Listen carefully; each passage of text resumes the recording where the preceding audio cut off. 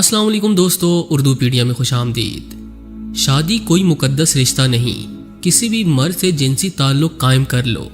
دوستو، میاں خلیفہ کے اس تازہ بیان نے پوری دنیا میں ہلچل مچا دی۔ فحش اداکارہ ایک بار پھر سے خفیہ طاقتوں کے اشاروں پر ناچنے لگی۔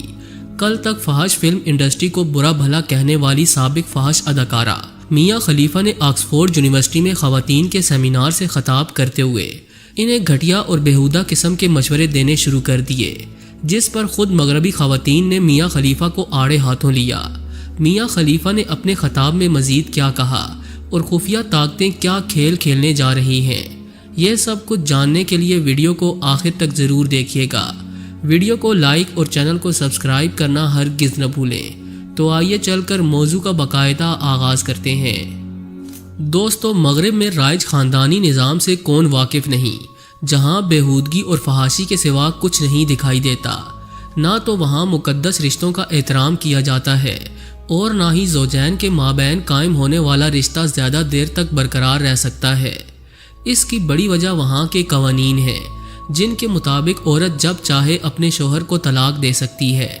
ایسے حالات میں خفیہ طاقتیں اپنے مکروہ عزائم حاصل کرنے کے لیے طرح طرح کے پروپیگنڈے کرتی دکھائی دیتی ہیں، جیسا کہ حال ہی میں فحش فلم انڈسٹری کی اداکارہ میاں خلیفہ کو سوچی سمجھی چال کے مطابق پہلے تو آکسفورڈ یونیورسٹی میں مدعو کیا گیا اور پھر اس کے ذریعے اپنا خفیہ پیغام لوگوں تک پہنچانے کی کوشش کی گئی۔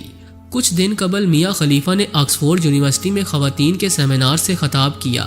آکسفورڈ یونیورسٹی میں میاں خلیفہ کو مدعو کیا جانا انتہائی حیرانی کی بات ہے، اور پھر ایسی خاتون جو کہ فحش فلم انڈسٹری سے تعلق رکھتی ہو اور پھر اسے اتنے بڑے تعلیمی ادارے میں خطاب کی دعوت دینا بھی عقل سے بالاتر ہے۔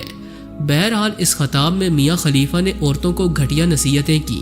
میاں خلیفہ نے دوران خطاب یہ بھی بتایا کہ اس نے 3 شادیاں کی مگر تینوں ناکام ہوئیں۔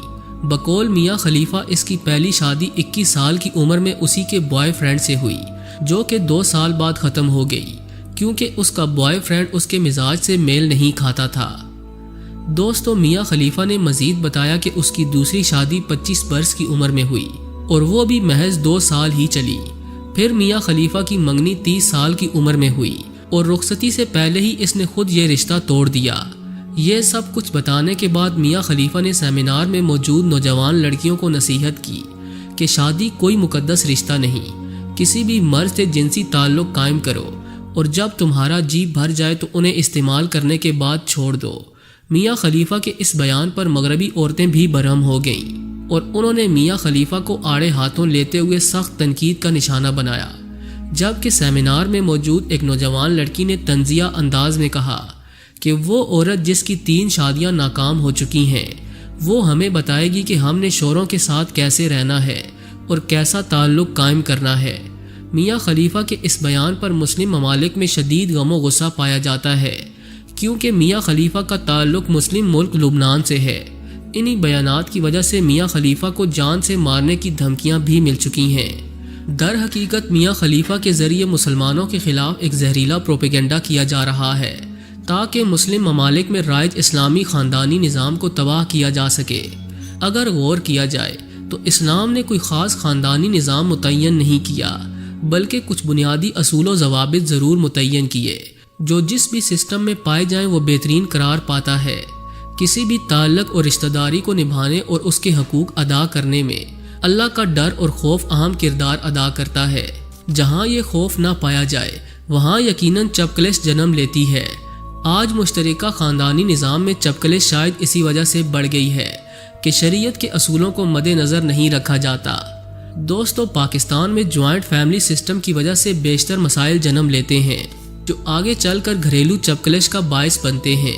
مشترکہ خاندانی نظام میں اگرچہ بہت سی خامیاں ہیں، لیکن پاکستانی عوام کے موجودہ حالات کی وجہ سے نہ صرف یہ کافی موضوع ہے بلکہ ہماری معاشرتی اور سماجی نظام زندگی سے کافی ہم آہنگ ہے۔ اگر کوئی شخص مشترکہ خاندانی نظام کو نہیں اپنانا چاہتا تو یہ اس کی اپنی مرضی ہے، لیکن جو خوشی سے اس نظام کو اپنانا چاہتا ہے یا جن کے لیے اسے اپنانا مجبوری ہے، ان پر تنقید نہیں کی جا سکتی، کیونکہ پاکستانی معاشرے میں لوگ مختلف قسم کے حالات سے گزر رہے ہیں۔ کہیں اسے اپنانا مجبوری ہے، کہیں یہ خیر کا باعث ہے और कहीं ये टूट फूट और नाकामी का शिकार है। बेशतर जगहों पर यह मजबूरी के तौर पर नाफिज है, क्योंकि पाकिस्तान में एक बड़ी तादाद खत्ते गुर्बत से नीचे ज़िंदगी गुजार रही है, जिनके लिए किसी किस्म की जायदाद और इसकी तकसीम का मामला नहीं। तमाम तर मसाइल और मुश्किलात के बावजूद मुश्तरका ख़ानदानी निज़ाम को अपनाए रखना इनकी मजबूरी है। जॉइंट फैमिली सिस्टम अशराफिया और अपर मिडल क्लास का मसला नहीं, क्योंकि वो जब और जहाँ चाहे नया घर खरीद सकते हैं। असल मसला लोअर मिडल क्लास और मिडल क्लास का है, और मुश्तरका ख़ानदानी निज़ाम इसी तबके के लिए मुश्किलात की वजह बना हुआ है। कमर तोड़ महंगाई, महदूद आमदनी, कम वसाइल, महंगे प्लाट, बेपनाह तामीरी लागत और किराए के घर की वजह से मुश्तरका ख़ानदानी निज़ाम से चाह कर भी छुटकारा पाना इस तबके के लिए आसान नहीं। जॉइंट फैमिली सिस्टम में पाई जाने वाली खामियों से इनकार नहीं, लेकिन इसकी अफादियत अपनी जगह तस्लीम शुदा है।